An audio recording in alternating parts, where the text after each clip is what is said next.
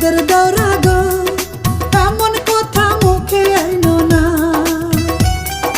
তোমার ভাইয়ে জানতে পারলে আস্থা রাখবে না। রসের ভাবি গো তোমায় সারা প্রাণে বাঁচব না। সাদের দৌড়া গো এমন কথা মুখে আইনো না।